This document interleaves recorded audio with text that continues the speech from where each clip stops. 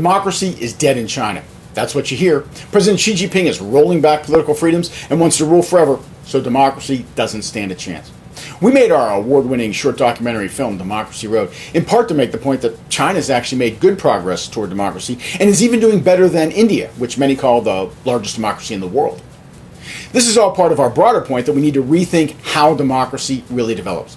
We'll go into more detail via this video series. This video is just an introduction, and to start, we break our argument down into 5 main points. First, only 15% of the world live in advanced, effective democracies.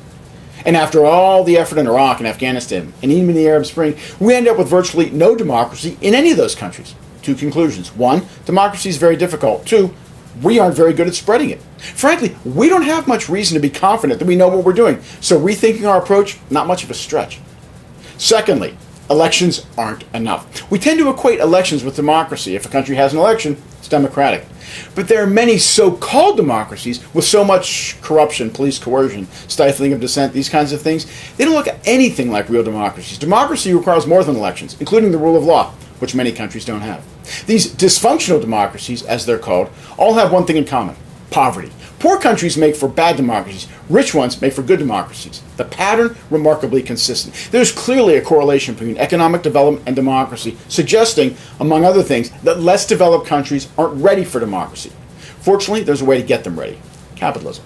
Capitalism paves the way to democracy. There's actually a ton of proof to support this point, and we'll be talking about that in later films. But it is crucial to recognize that economic development via the free market comes first, elections later. Why does capitalism come first? Culture. Economic growth changes the culture, empowers people, strengthens the rule of law in ways that elections can't. While elections change leaders, economic growth via capitalism changes the people and gets them ready to support and demand democracy.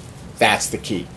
This is why we're saying China is closer to democracy than India, because its people are becoming more democratic, even if its leaders aren't.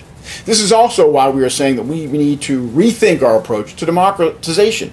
We aren't saying that rolling back political freedoms is good. We're just saying that it isn't the only factor. If China stays on the path to economic liberalization and growth, it will be making progress toward real democracy. That's our main point. Hope you enjoyed this video. Please look for others in our series. This is Dan Joseph with Democracy Road. Thanks for watching.